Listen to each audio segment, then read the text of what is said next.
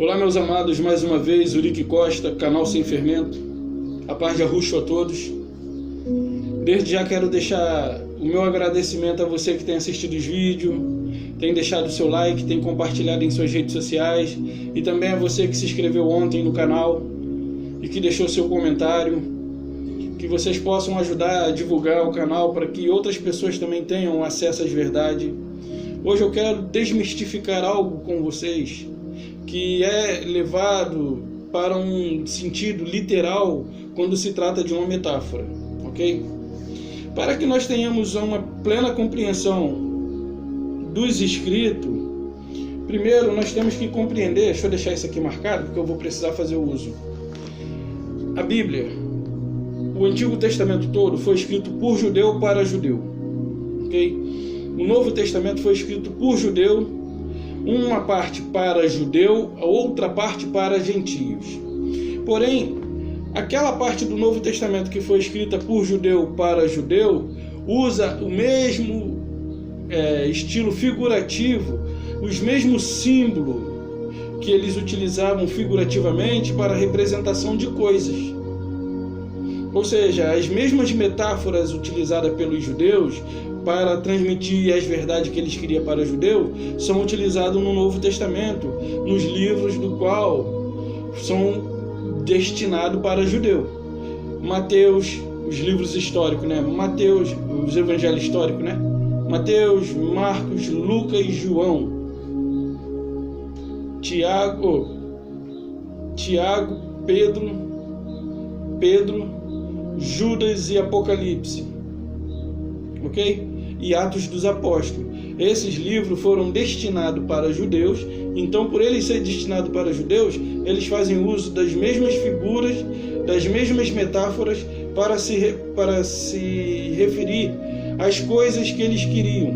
Eles tinham uma linguagem figurativa para representar autoridade, poder, justiça, ok?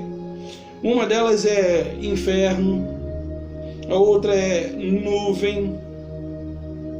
E aí você vê que Paulo, mesmo sendo judeu, ele não faz uso das palavras, das metáforas que se era falada entre os judeus, porque ele não está escrevendo a judeus, ele está escrevendo a gentios. E não somente a gentios, mas a todos os judeus que depois do templo ruir em Jerusalém também estariam debaixo da dispensação da graça e agora teriam que andar segundo o evangelho que a ele foi revelado. Então, quando você vê assim, o sol e a lua e as estrelas, por exemplo, eu falei em alguns vídeos anteriores a esse que o Salvador já veio. E uma pessoa ontem me mandou um zap dizendo que se o Salvador já veio, não faz sentido a gente continuar vivendo aqui e tudo continuar, violência, calor, frio, maldade, desigualdade, egoísmo, ira, inveja, essas coisas toda, guerra, ciúme e tudo mais. Todas as coisas ruins continuam. Só que essa pessoa, ela esperava um Salvador igual aqueles que lá esperavam também quando ele veio. Esperavam um Salvador físico, como ele veio fisicamente, só que ele viria com poder e autoridade com os seus anjos e dominaria Roma e ali estabeleceria o seu governo e o seu governo não teria fim. E de fato, isso não aconteceu da forma que eles esperavam. É da mesma forma que os cristãos esperam hoje. Porque quando eu disse que ele já veio, aí ela perguntou, e então, se ele já veio, o sol ficou preto? Escureceu? Não. A lua se tornou em sangue? Não. As estrelas do céu caíram? Não. Por quê? Porque ele espera que isso seja um evento literal, mas isso não é um evento literal. Isso é uma metáfora para representar uma informação entre os judeus, uma mensagem entre eles. E nós vamos, no decorrer aqui do que vai ser falado, nós vamos desmistificar, porque os cristãos do século 21, 20, 19, 20, 21, desde quando a igreja, os cléros religiosos tiveram acesso a essa escritura, eles manipulam. Ok? Então nós vamos desmistificar, porque os cristãos do dia de hoje, eles esperam uma vinda do Cristo, porém, para que esse Cristo venha, o sol tem que escurecer, a lua tem que se tornar em sangue e as estrelas do céu têm que cair no sentido literal, na visão dos crentes que têm suas cabeças engessadas. Sabe aquele tipo de sorvete que você joga chocolate quente, sei lá, que ele cria uma camada? Tipo assim, aqueles doces, né? Assim um sistema religioso fez na cabeça dos cristãos. Jogou aquela coisa e criou uma crosta. Ou seja, ou então quando você tem um ferimento, a gente vê muito isso em filme de guerra, que aí ele leva um tiro, dilacera a perna ou o braço, eles vêm com uma tocha em chama e ali, ó, cauteriza aquele ferimento para estancar o sangramento. Assim fizeram na cabeça dos cristãos, pegaram uma tocha e tocharam no cérebro e criou esse encrostamento, ou seja, cauterizou, encrostou, criou-se uma casca e outras informações não entram, porque eles colocaram e fizeram essa casca para preservar o que eles deram, para preservar o que eles colocaram, ok? Então, para aqueles que pensam que esses eventos são literais, para poder assim negar que o Cristo Salvador já veio, eles estão redondamente enganados diante do que nós vamos ver aqui agora. E eu quero convidar a você para abrir a sua Bíblia em Atos dos Apóstolos, capítulo 2, versículo 20. E nós vamos discorrer um pouco da leitura. E detalhe, eu não posso ter esse evento de escurecer o sol e a luz se tornar sangue e as estrelas caírem como um evento apocalíptico, porque em toda a escritura, em toda a Bíblia, eu encontro essa linguagem para se referir a muitas outras coisas. Claro, todas elas se referem a uma sentença. Ela é uma sentença, mas ela se repete no decorrer das escrituras. Ok? Então, como eu já lhe havia convidado, e de novo eu estendo o convite, abra sua Bíblia, Atos 2, versículo 20. Se não pode abrir, anota, para depois você mesmo tirar suas conclusões.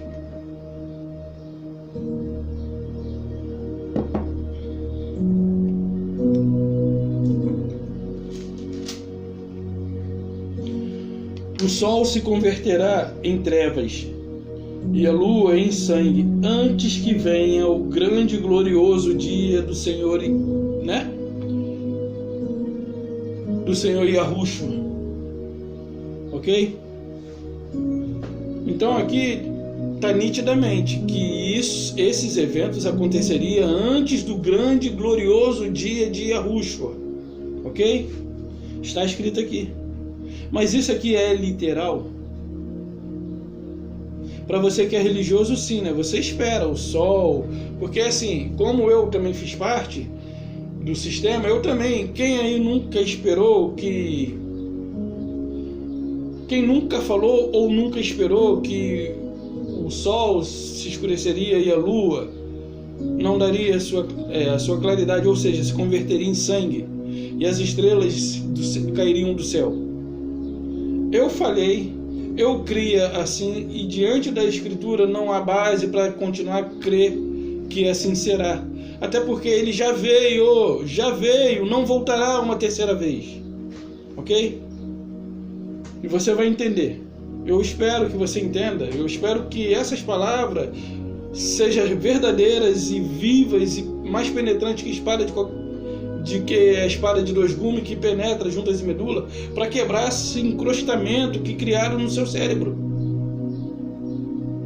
O seu cérebro está cauterizado. Pegaram a tocha e criou aquela camada, aquela casca, aquela carne quase que impenetrável, mas não para o espírito do Criador, porque ele disse: as palavras que eu vos tenho dito são espírito e vida, e eu creio que essas palavras aqui são espírito e vida, para te dar vida, para penetrar até a junta de medula e separar a alma e o espírito, ok? Então aqui diz que antes do seu grande dia aconteceria o que? O sol se converteria em trevas e a lua se converteria em sangue. Antes do seu grande dia. Vamos dar uma olhadinha lá em Mateus 24, a partir do versículo 19. Ok? Mateus 24, a partir do versículo 19.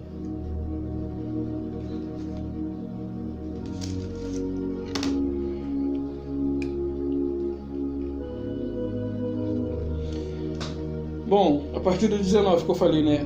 Ai das que estiverem grávidas e das que amamentam naquele dia. Orai para que a vossa fuga não se dê. Olha só, ele está falando ali, o Salvador está falando ali aos seus ouvintes. Aqui é o próprio Salvador falando aos que lhes ouvem. E no caso ali era quem? Os discípulos e algumas outras pessoas ao seu redor. Ele nunca estava só, né? Raras as vezes que ele ficou só. Aí diz assim: ai das que estiverem grávidas e das que amamentam naqueles dias. Orai para que a vossa fuga não se dê no inverno nem no sábado, porque nesse tempo haverá grande tribulação, como desde o princípio do mundo até agora não tem havido nem haverá jamais. Não tivesse aqueles dias sido abreviado, ninguém seria salvo. Deixa eu baixar um pouco o som aqui, pessoal. Agora que eu me atentei que o som está alto.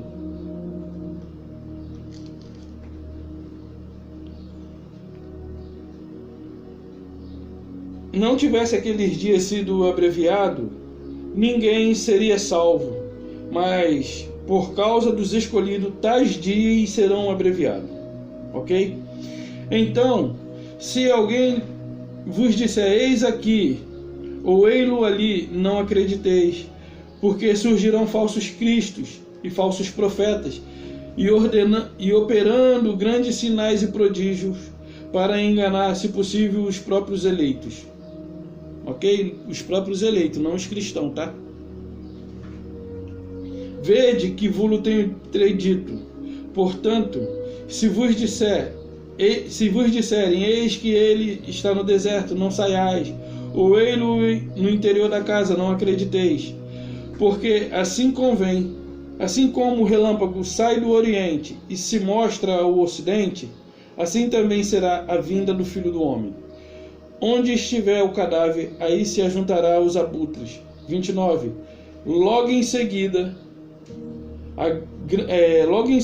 a tribulação daqueles dias, o sol escurecerá, a lua não dará sua luz, não dará sua claridade, as estrelas do céu cairão do firmamento e os poderes do céu serão abalados. Então aparecerá no céu o sinal do Filho do Homem. Todo o povo da terra se lamentarão e verão o Filho do Homem vindo sobre as nuvens do céu, com poder e muita glória. Ele enviará o seu arcanjo, ou o seu anjo, com grande clangor de trombeta.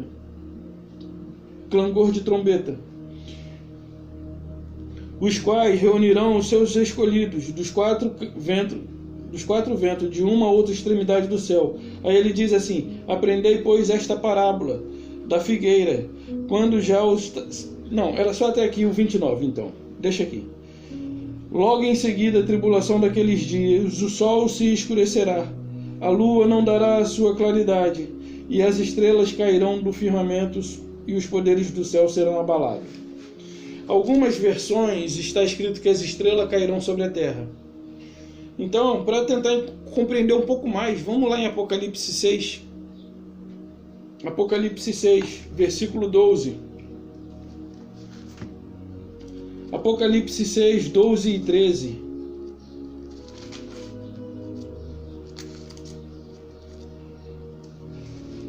É algo que tem que ficar resolvido nas nossas mentes que esse evento não é algo literal, mas era uma metáfora para a representação de alguma coisa que eles queriam comunicar. Então diz assim, o 12: Vi quando o cordeiro abriu o 6º selo, e sobreveio grande terremoto, o sol se tornou negro, como saco de crina, a lua toda em sangue, e as estrelas do céu caíram pela terra, como a figueira quando abalada pelo vento forte, e deixa cair os seus figos verdes. Ou seja, aqui a gente já vê, né, que a terra ali ela é plana, porque as estrelas caem, né? Não é nem o tema aqui, mas a gente vê que as estrelas aqui se referia a isso, mas como não é algo literal, é simbólico, e se fosse literal, elas cairiam sobre a terra. Porque se fosse uma esfera, cairia, mas não toda sobre a terra, porque uma parte e as outras, ok? As outras cairiam no nada, no infinito e além, Buzz Lightyear, ok?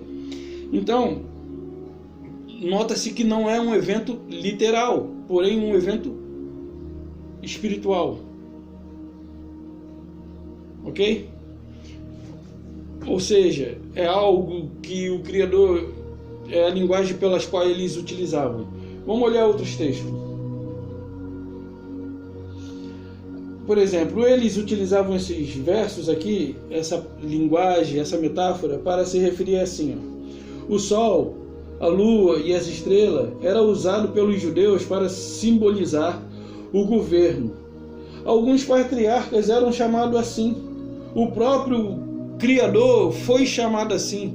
E aí você abre sua Bíblia agora em Salmos 84, versículo 11. Salmos 84, 11.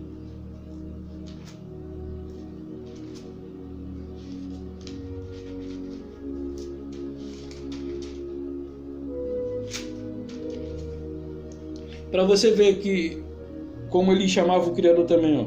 Porque o Senhor, vou ler como está escrito, porque o Senhor Deus é o sol, escudo, ok? Ele é o sol? Não. Mas isso, por que eles fizeram isso? Abre sua Bíblia em Gênesis 1:16. Porque agora você vai ter, de fato, o significado do sol. Gênesis 1:16. Vou ler como está escrito.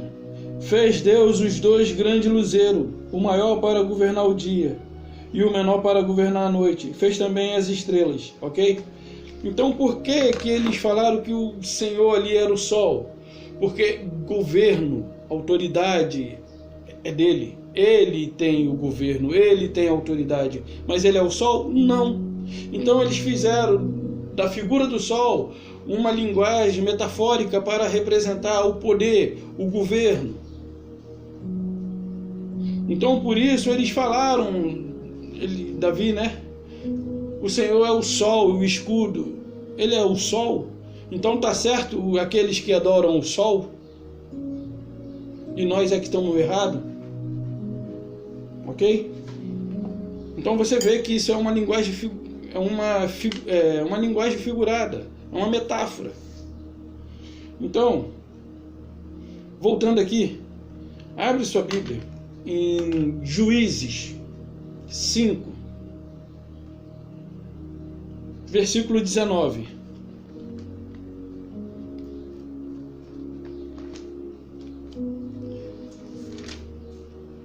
Juízes 5, 19 e 20. É isso aí.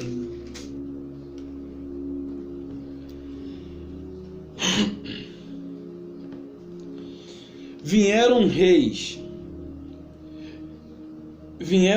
e pelejaram os reis de Canaã em Taanaque, junto das águas de Meguido. Porém não levaram nenhum despojo de prata. Ok? 20.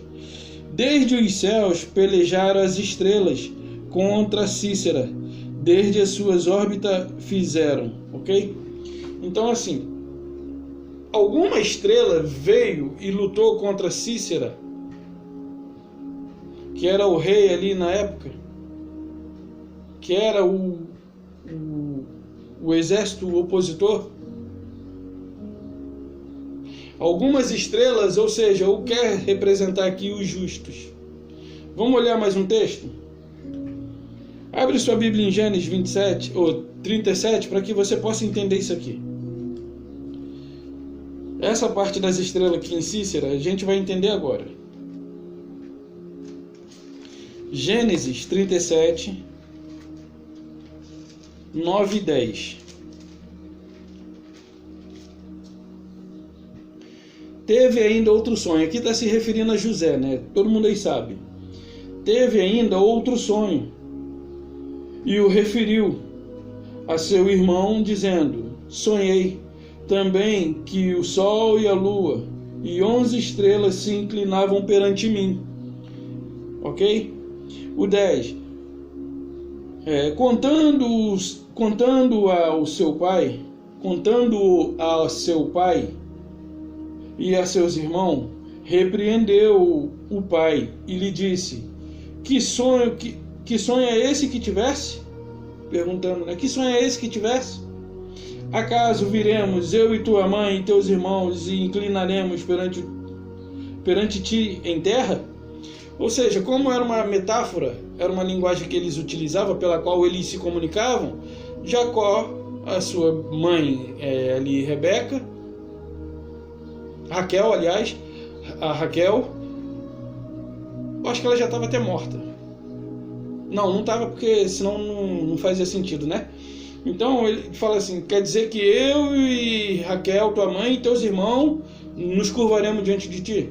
Ou seja, faz sentido o sol e a lua e as estrelas se prostraram diante de José? O sol, a lua e as estrelas se prostraram diante de José?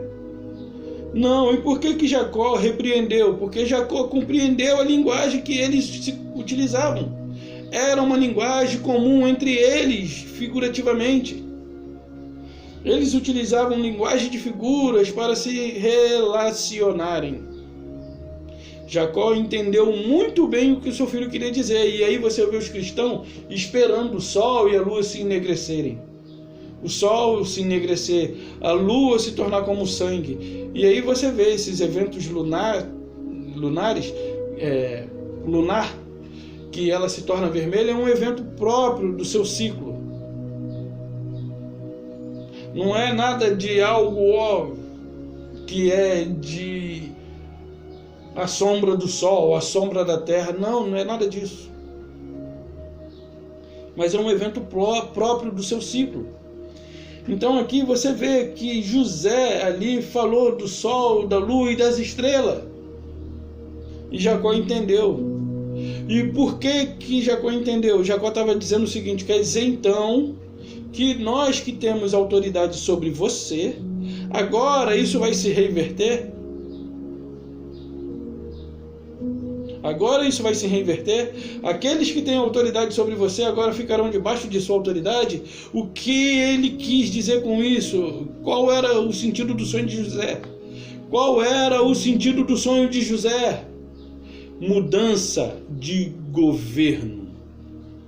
Não mais ele estaria debaixo do governo de seu pai, mas seu pai, sua mãe e seus irmãos agora estariam debaixo da autoridade do governo que ele teria. E isso aconteceu ou não aconteceu? Ou é o literal, ou é o sol, a lua e as estrelas que ficaram debaixo do governo de José. Faz sentido isso para você? Faz sentido isso para você? E os cristãos ainda estão esperando o sol escurecer. Mas nós vamos ver que isso não vai acontecer. Porque eles fazem isso negando o que o Salvador já fez. Ok? Vamos olhar um outro texto.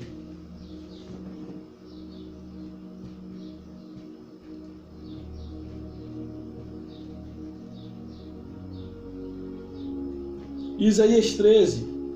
Eu vou pegar o versículo 1, só para você entender o contexto. Isaías 13.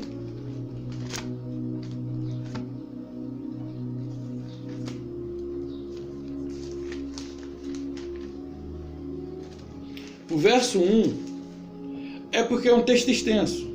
O verso 1 só para você entender o contexto, mas eu vou ler do 9 ao 17 ou um pouquinho mais, ok? E você do 1 lê até o 9 e assim sucessivamente na sua casa, comendo aí um biscoitinho, ou bebendo um refrigerante, ou um suco, que é melhor ainda, ou água, ok? Então você lê do 1 ao 9, eu vou ler o 1 só para você entender o contexto, para você ver a quem ele se refere, ok? Mas você lê do 1 ao 9. E eu vou ler do 9 em diante, depois que eu ler o verso 1 aqui. Abra sua Bíblia, Isaías 13, versículo 1 somente, para mim. Você pode ler do 1 ao 9, enquanto eu vou ler o 1 e do 9 até o 17 ou um pouquinho mais. O 1 diz assim: sentença que numa visão recebeu Isaías, filho de Amós, contra a Babilônia. Ou seja, então era uma sentença que ele recebeu numa visão com relação a quem? Babilônia, ok? Tenha isso em mente, Babilônia, que tinha ali domínio sobre o povo do Criador, que estava dominando sobre eles, porque eles tinham sido levados cativo lá para dentro, ok? Eu vou ler do 9 em diante agora.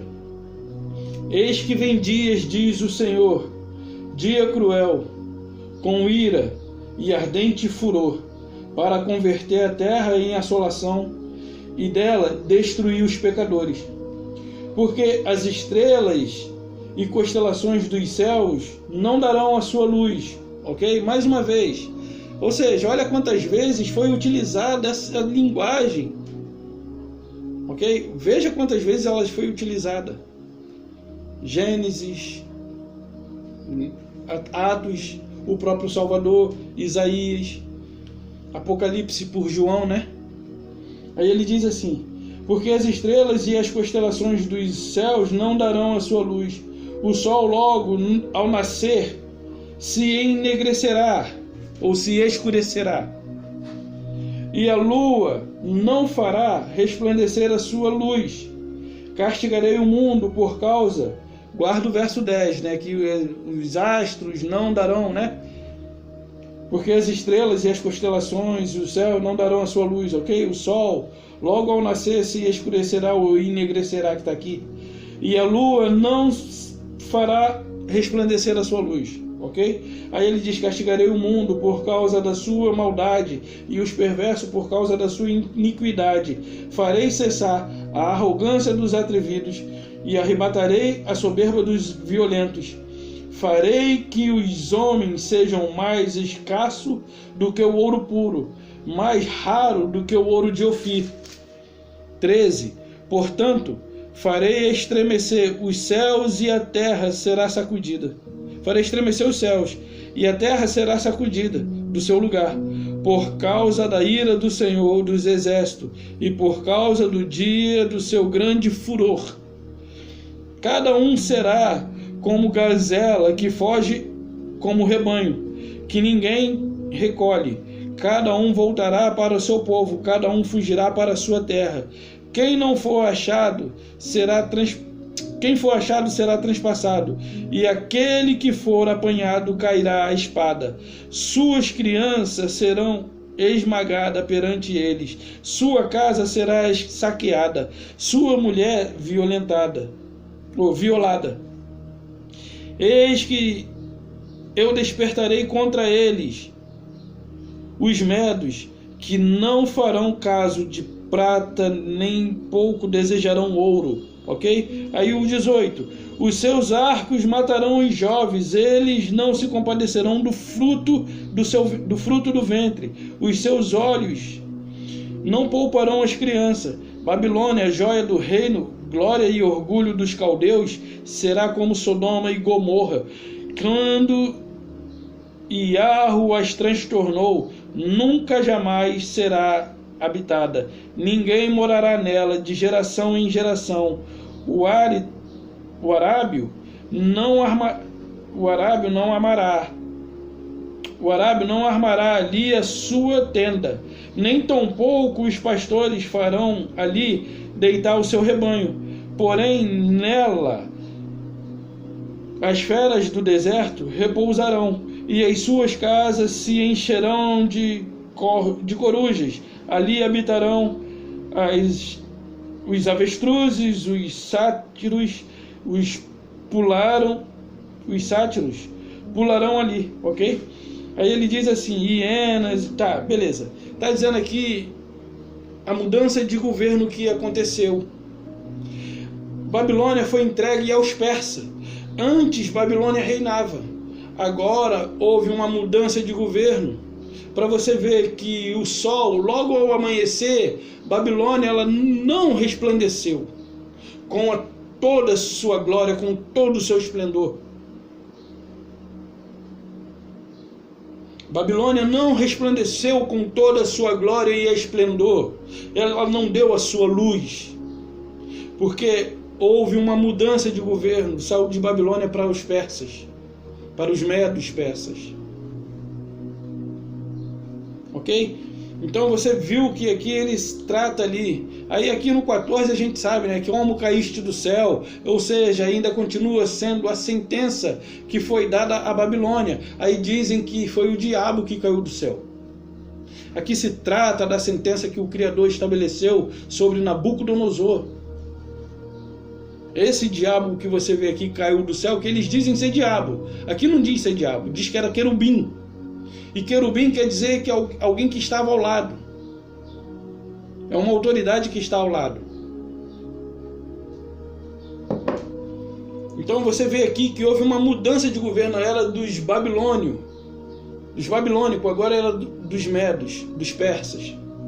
Ok? Vamos olhar um outro texto.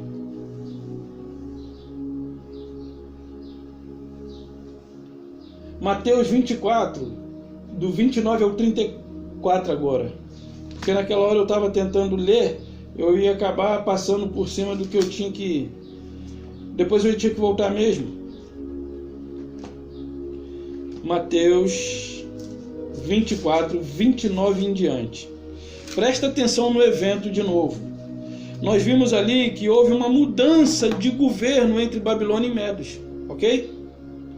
Babilônia foi entregue na mão dos Medos. Você pode ver com... Vai lendo. Babilônia foi entregue, então houve uma mudança de governo. Eu sei que é um pouco cansativo ouvir isso, mas é só para que você tenha a sua mente ativada.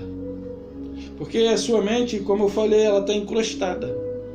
Existe uma crosta que impede que a verdade entre. E essa crosta foi colocada pelo sistema religioso. O 24, de 29 a 34. Olha só, logo em seguida, olha só, ele está falando aqui a respeito da vinda do Filho do Homem. Não é isso? No 28 ele fala assim? O 27, né, ele diz assim, porque assim como o relâmpago sai do Oriente e se mostra ao Ocidente, assim também há de ser a vinda do Filho do Homem. Onde estiver o cadáver, ali se ajuntarão os abutres, né?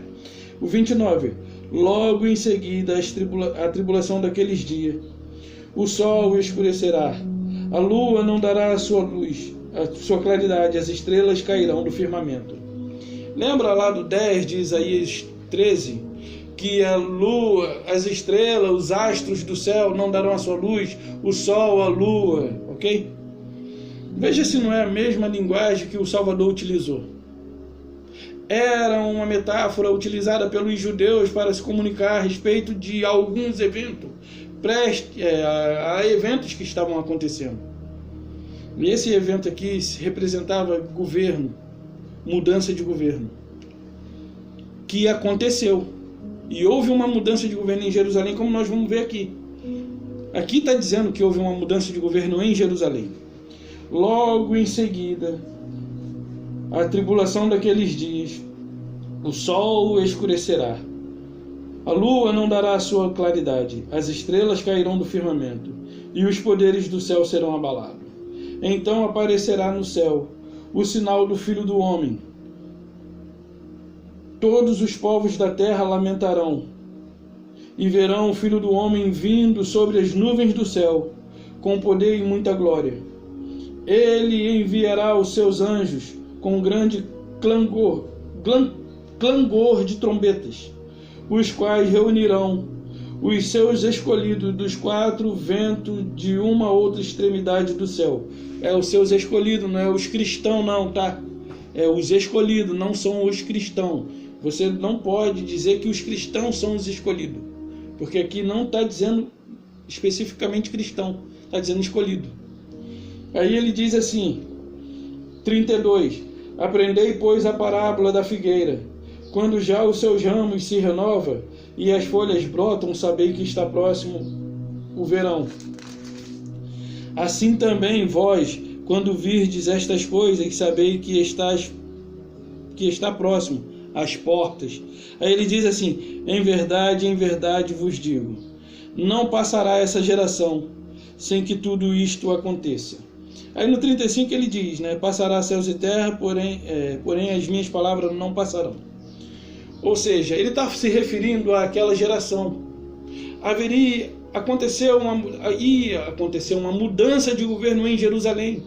Essa mudança que ele declarou, que ele estava declarando que ia acontecer, qual geração presenciaria? Esta em que vivemos ou aquela a quem ele se referia? A quem ele estava incluído também? A geração a qual ele se incluía, não a geração da qual eu e você vivemos hoje. Então, você tem que levar em consideração, primeiro, ordem cronológica, segundo, para quem que foi escrito, e por que eles utilizavam essa linguagem. Porque os cristãos nos dias de hoje, você vê teólogos dizendo que o anticristo vai se assentar no templo. Mas eu quero acabar isso de uma vez por toda, para que você nunca mais pense que o anticristo virá, porque ele já veio, já fez e já morreu.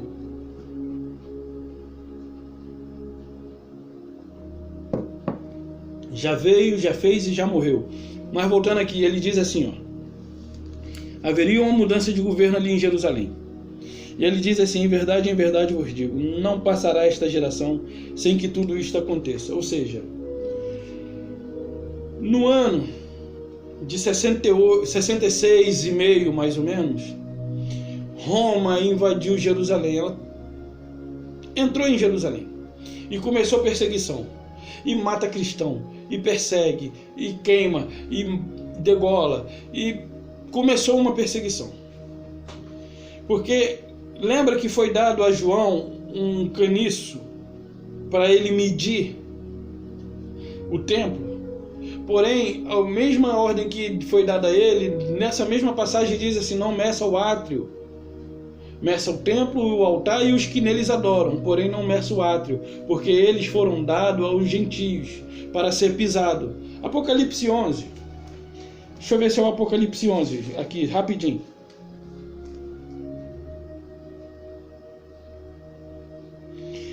Uma vara, foi-me dado um caniço, a semelhança de uma vara. Também me foi dito, desponte e mede o santuário de Deus. Vou ler como está escrito. E o seu altar e os que neles adoram. Mas deixai à parte o átrio exterior do santuário, não meça, porque foi dado aos gentios.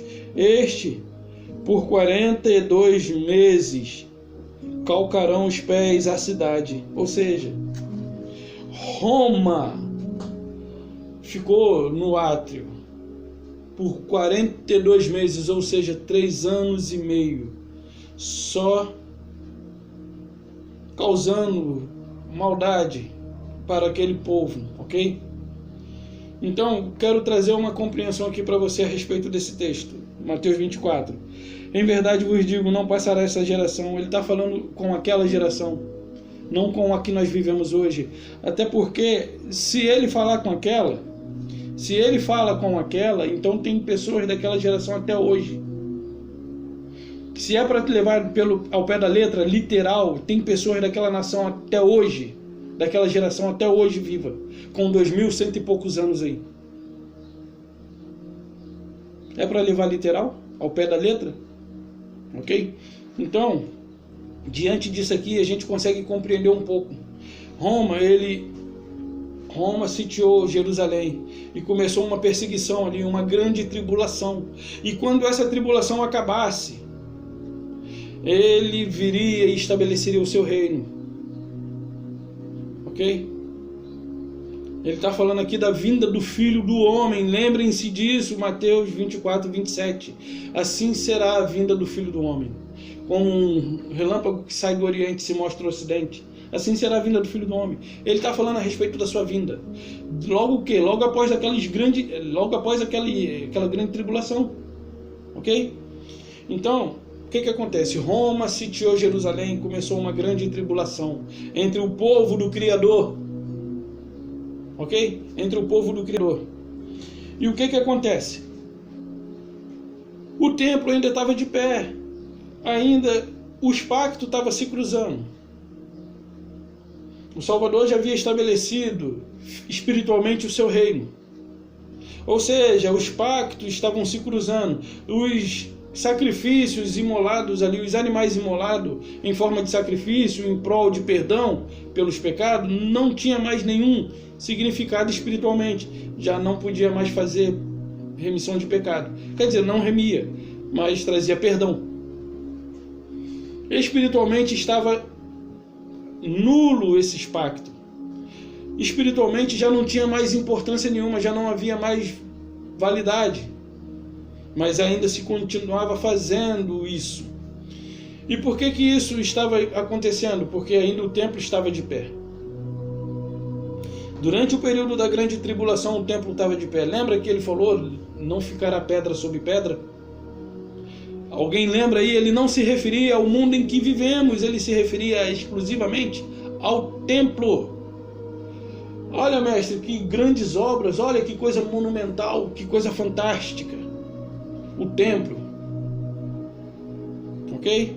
E ele, olha, tudo isso não ficará pedra sobre pedra, referindo-se ao templo. Ok? Roma invadiu Jerusalém, o templo ainda estava de pé. E com o templo de pé, os pactos se cruzavam. A graça ainda estava se cruzando com a lei. Ok? A graça e a lei estavam se cruzando. Ou seja, uns obedeciam à graça, outros estavam debaixo dos rudimentos da lei. E aí, a graça não reinava absoluta. A graça não reinava absoluta, porque os pactos estavam cruzados. E para que a graça reinasse absoluta, era necessário que o templo ruísse. O templo ruindo, a graça se estabeleceria de uma vez definitivamente para sempre. E vi um anjo voando no céu com o Evangelho Eterno. O Evangelho Eterno é o Evangelho da graça. Ok? Então, olhando aqui para esse texto, eu vou levar você agora lá para o Apocalipse. Apocalipse 12, versos 1 e 2. Apocalipse 12, versos 1 e 2. Viu-se um grande sinal no céu. Viu-se. Não é que verão. Viu-se. Passado. Ok? Viu-se um sinal. Viu-se um grande sinal. Viu-se grande sinal no céu. A saber, uma mulher vestida do sol, com a lua debaixo dos pés, e a coroa de 12 estrelas sobre sua cabeça. Ok? Antes de concluir aqui, abre sua Bíblia em Malaquias 4. Lembrei disso aqui, que vai trazer luz ao entendimento. Malaquias 4.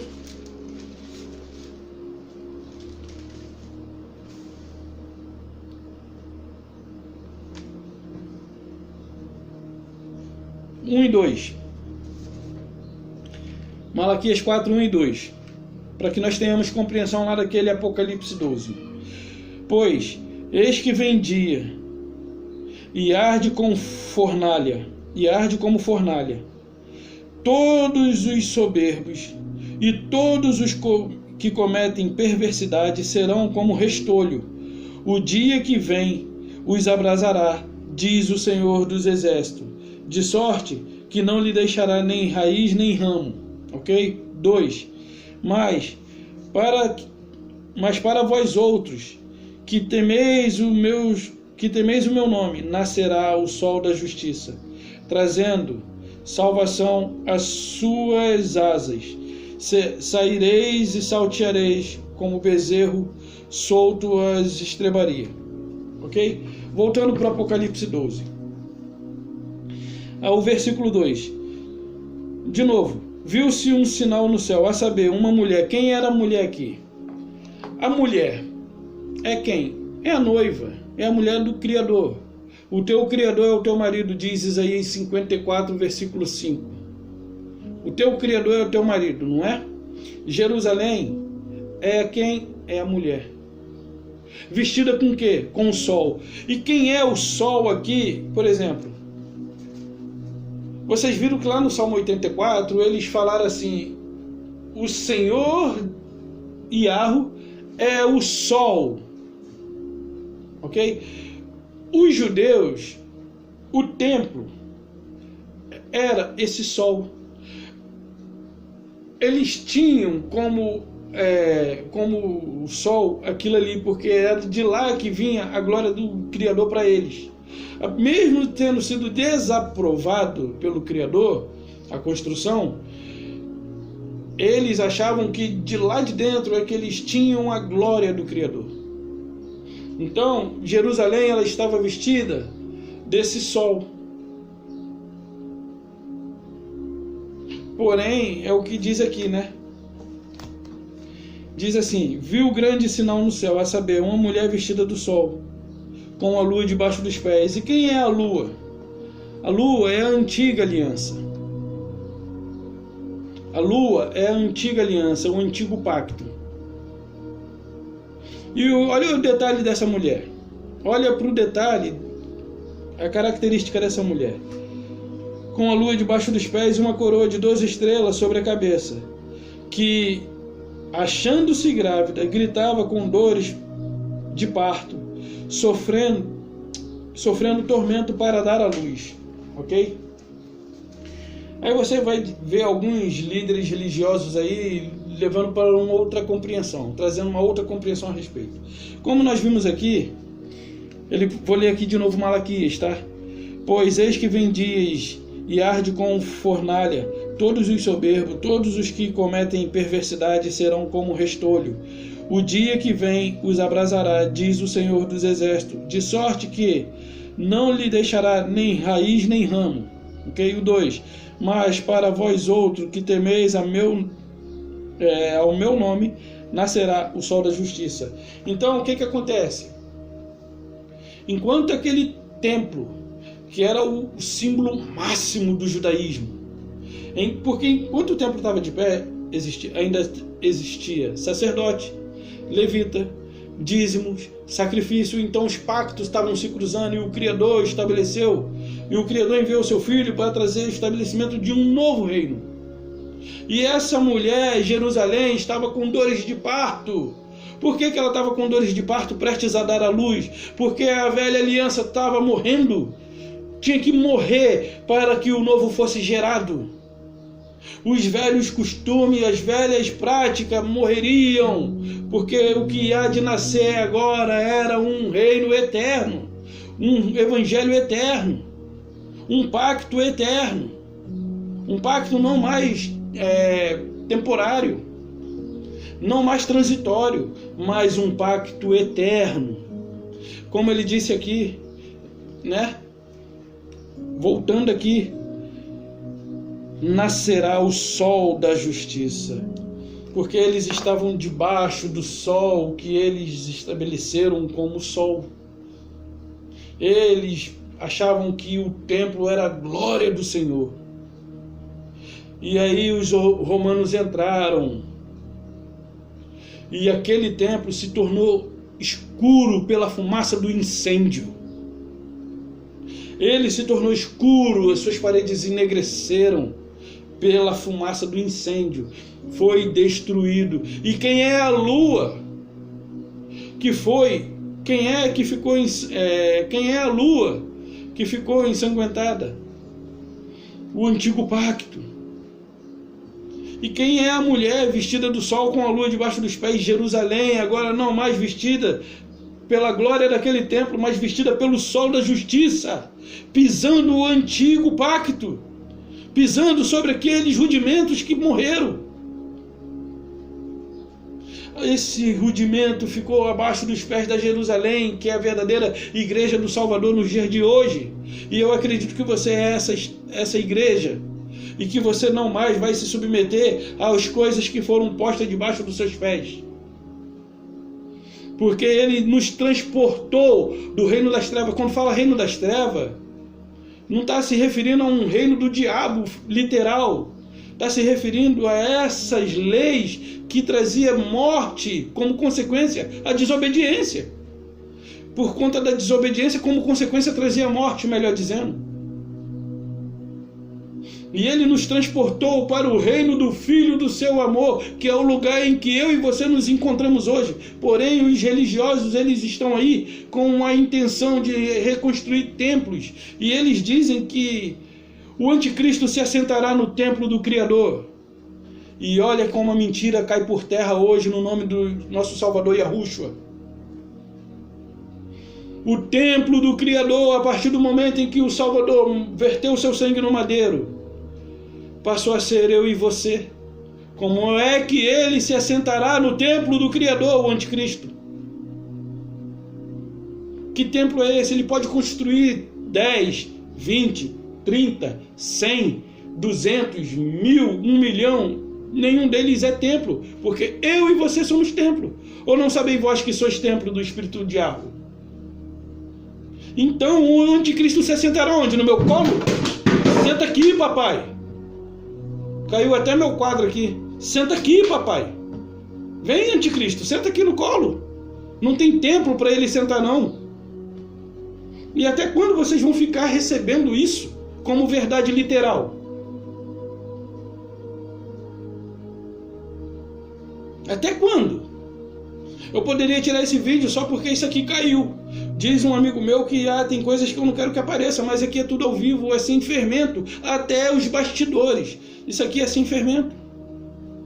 Então, meus amados, o anticristo não vai vir, porque anticristo ali na época era Nero, que invadiu Jerusalém e por ordem dele mataram 100 mil judeus.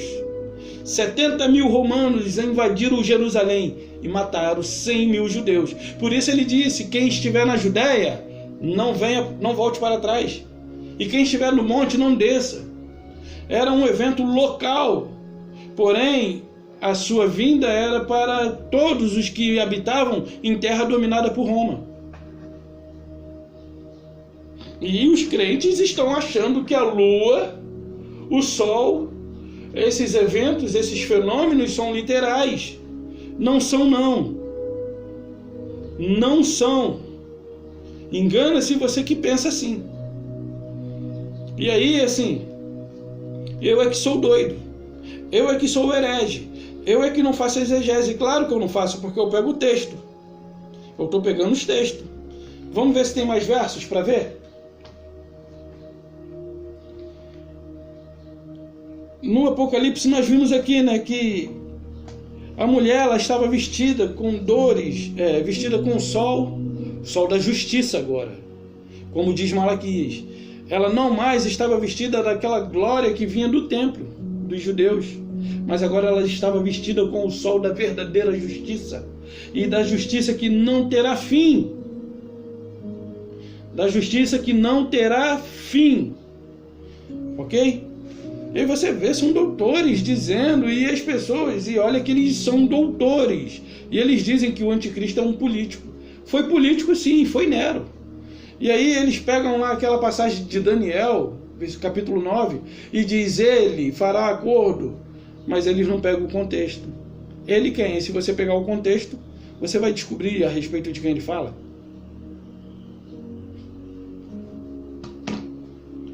Porque lá mesmo ele dá o contexto. Se você ler anteriormente ao verso, o que eu não vou abrir aqui agora. Agora, se nós abrirmos nossas Bíblias em Hebreus 10, 7 e 9, abriu praticamente em cima, né? Hebreus 10, 7 a 9, olha só. a mulher estava com dores de parto, prestes a dar à luz. A velha aliança. E o que estava prestes a nascer? A graça. A graça, o evangelho eterno. Lembra daquele anjo que voou no meio do céu? Aquele anjo ali faz alusão a quem? A Paulo, que foi levado ao terceiro céu, e lá ele recebeu o evangelho do qual foi estabelecido eternamente para grego, negro, judeu, branco, livre, servo, não importa, quem quer que esteja debaixo desse céu, tem que andar segundo o evangelho que foi revelado a Paulo, evangelho da graça, não mais evangelho que lembra rudimentos da lei. Por exemplo, o cristão diz assim: eu estou vivendo a graça, mas dou dízimo. Eu estou vivendo a graça, mas estou debaixo da autoridade do homem. Quem vive na graça não está debaixo de autoridade de homem, mas debaixo da autoridade do Espírito da vida, que é o Yahushua ressuscitado. Então, Hebreus 10, 7 e 9. 7 a 9. Então, eu disse: eis aqui estou, no rolo do livro está escrito. Vou ler de novo. Então eu disse: eis aqui estou, no rolo do livro está escrito, a meu respeito, para fazer, ó Yahweh, tua vontade. Depois de dizer, como acima, sacrifício e oferta não quiseste, ok? Sacrifícios e oferta não quiseste, nem holocausto e oblações, que é lavar em águas, batismos, ok? Oblações pelo pecado, nem com isto te deleitaste, coisas que se ofereceram segundo a lei, ok? Aí diz assim: então acrescentou: eis aqui estou para fazer, ó Yahweh, a tua vontade. Remove o primeiro, para estabelecer o segundo. O que era necessário ser removido? A lei. E o que era necessário para que a graça reinasse soberana? Que quando não havendo mais templo, não havia mais necessidade de sacrificar, não havia mais necessidade de dizimar, não havia mais sacerdote, não havia mais levita, não havia mais aquelas obrigações para com os rudimentos da lei.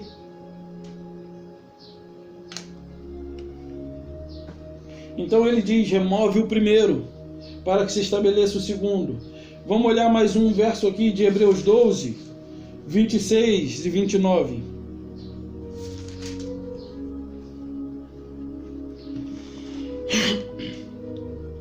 Aquele cuja a voz abalou,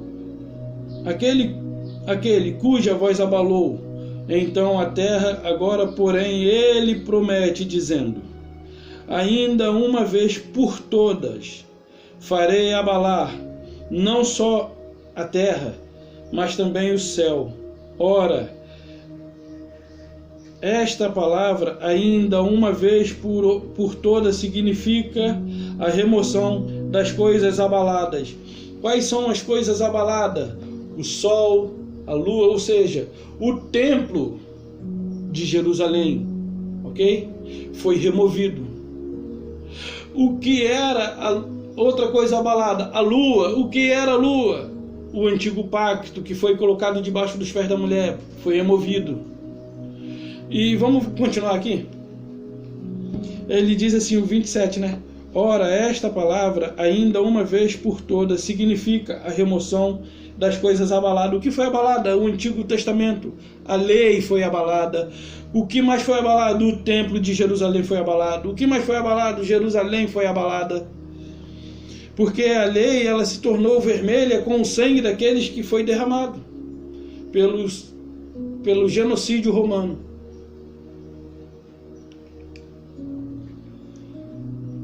Aí ele diz assim: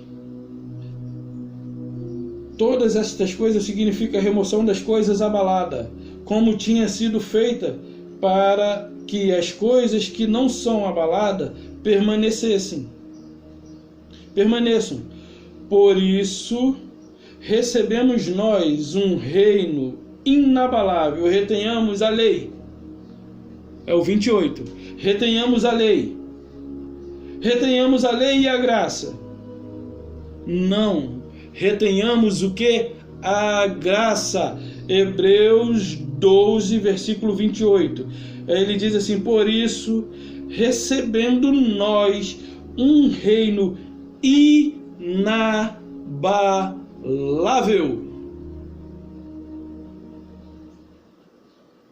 Retenhamos a graça, pela qual sirvamos a Yahweh de modo agradável, com reverência e santo temor, porque o nosso Yahweh é fogo consumidor. Ou seja, por exemplo, ele nos chamou para a liberdade, mas essa liberdade tem limite. Essa liberdade da qual ele nos colocou tem limite. E aí você vê assim, um cristão, não pode usar short, não pode usar bermuda, não pode usar camiseta. E tem alguns que usam camiseta e tem outros que, por não usar, criticam o que usa. E eles acham que isso é mundo, na concepção deles. Só que o nosso Criador, ele nos deu liberdade para andarmos livre, pois para a liberdade foi que ele nos libertou. E se você espera que aqueles que estão vivendo no Evangelho da Graça andarão segundo as suas concepções, que você maquina em sua mente, então se eu sair daqui, eu posso viver, eu posso fazer, isso é vontade sua, que não se converteu, crente carnal. Isso é vontade sua. Eu tenho que chegar a esse ponto para que você seja despertado. Isso é vontade sua, crente carnal. Porque todos os que estão debaixo do poder da religião são carnal, ainda não tiveram a revelação, ainda não foram chamados pelo Criador para andarem segundo o seu Evangelho.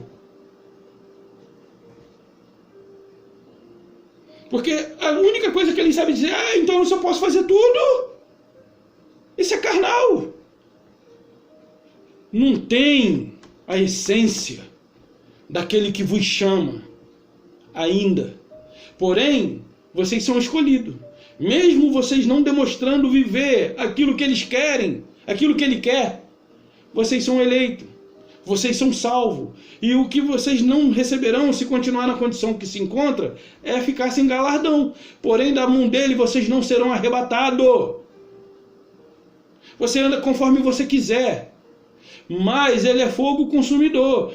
Você viver errando, ele vai te açoitar, ele vai te corrigir, ele vai te disciplinar, mas da mão dele você não será tirado, da mão dele ele não lhe lançará fora. Ele não abrirá a mão de você, porque ele não pensa como eu e você. Então, pare de olhar para o alto e esperar que o céu e o sol escureça, a lua fique vermelha como sangue e as estrelas caiam. Para que isso aconteça, como que pode ser possível? Se ele vem num abrir e fechar de olho como um relâmpago é rápido, não dá nem para ver. Ele sai daqui e se mostra ali de uma velocidade, quase é na velocidade da luz. Como que isso seria possível? O sol se escurecer, a lua se tornar sangue e as estrelas cair. Se tudo isso seria um evento em frações de segundo. Você não teria tempo de ver a lua vermelha. Você não veria as estrelas cair se você estiver debaixo de um... Até que as estrelas cairiam, porque de dia tem estrelas, gente que não tem capacidade de olhar, mas tudo bem, de ver. Mas você não veria a lua. Mas não, a lua aparece de dia. Isso é só na sua concepção, porque as escrituras não te dão base nenhuma para sustentar essa ideia de que isso é literal. Mas aqui significa que houve uma troca de poder, que houve uma mudança de governo, e houve essa mudança de governo quando o templo de Jerusalém caiu, e ali foi estabelecido o reino do Criador. Hoje eu e você fomos transportados, nós já nascemos dentro desse reino, mas aqueles que viveram lá foram transportados espiritualmente para o reino do Filho do seu amor. E hoje você não está mais no reino das trevas, ou seja, da lei, que trazia condenação e como consequência a morte aos desobedientes. Mas hoje você está no reino do Filho do seu amor. E no reino do Filho do seu amor, o que você é? Justificado. Daqui, desse reino, você não sai, você pode deixar de usufruir, você pode deixar de receber os galardões. Mas desse reino você não será lançado fora, senão somente os filhos da perdição. Mas os eleitos, daqui não saem, daqui ninguém tira. Nem o próprio Salvador te lança fora. Então é isso que a religião não quer. Por que eles, por exemplo, o anticristo vai sentar, senta aqui no meu colo. Vem aqui no colinho do papai. Eu sou a igreja. Eu sou o templo. Não tem templo para ele sentar, não. Não tem templo para ele sentar. Agora, se você quiser achar que você não é o templo, aí é um problema seu. Fique com o que você quiser. Ok? Você é livre. Querendo ou não, se você for eleito, não depende de você. Os eleitos são garantidos por ele, não por si mesmo. Então, se quer viver na prática do erro, viva. Se você que é crente carnal quiser sair da religião porque descobriu que você é eleito e quiser se prostituir, se quiser se corromper aí com os seus desejos, viva dessa maneira. Você vai sofrer os açoites. Você vai sofrer a disciplina, a correção, mas da sua mão ele não lhe lança fora. Ele não vai abrir mão de você por conta da sua carne. A sua carne está morta para ele. Nada que ela faça para ele tem significado algum. Mas não é para você viver a sua vida absolutamente. Porque vai valer a pena. Vale a pena você ser livre desse sistema opressor que te rouba todo mês. Vale a pena você ser livre dos apontamentos de dedo, das dedendices. Que quer dizer o quê? É muito apontamento de dedo, é muita rispidez, é muita cobrança, é muita pressão, é muita coisa sobre os seus ombros. A lua não se converterá em sangue. A lua se converteu em sangue e foram derramados sangue ali. A mulher, ela ficou envergonhada em Jerusalém. A mulher ali é a mulher do Criador, Jerusalém. E aí você vê, né, pessoas generalizando, causando terror na internet. Ah, o anticristo, ele vai vir do governo. Será que o Macron vai sentar no meu colo? Há um tempo atrás era o Obama. Nesses dias de hoje é o Macron. Ah, não, é o Trump. Ah, não, é o Bush. É o Bush. E quem mais eles vão dizer que é? Eles vão tentar e não vão chegar a nenhuma conclusão, porque nunca mais será levantado outro anticristo. Na verdade, anticristo tem diversos, todos os que se opõem. E você não dá crédito talvez ao que eu digo, por eu não ter um canudo, por eu não ser um teólogo, por eu não ser um daqueles que vocês se referem como líder, pastor. Mas querendo dar ouvido ou não, essa é a verdade que eu tenho para te entregar. Eu deixo ela para você pesquisar, tirar suas próprias conclusões, pega os textos, assista de novo e espere que o anticristo sente no seu colo. Ou a não ser que ele tenha acesso ao seu coração para poder sentar no templo. Porque eu e você somos o templo. E se eu e você somos o templo, o Criador que habita em mim e habita em você não permitirá que nenhum deles entre. Até porque não são literais. Esses diabos que a religião apresenta não é literal. Mas fique com essa mensagem, reflita. E desculpa aí pelo fato do quadro ter caído, pelo fato de eu ter batido aqui, que eu esbarrei. Então, faça bom uso dessa mensagem e leve para que outros mais tenham acesso. Compartilhe, deixe seu comentário e converta o seu coração ao único que é digno de receber a honra e toda a glória e poder. E que ele nos transportou assim. Hoje nós estamos seguros no seu reino. E não existe ninguém que lhe arrebate da mão dele. Ok? E ele mesmo não abre mão de você. Então, bye bye para você. Na paz de Arusha e um beijo no coração de vocês. Amo vocês daqui, pessoal.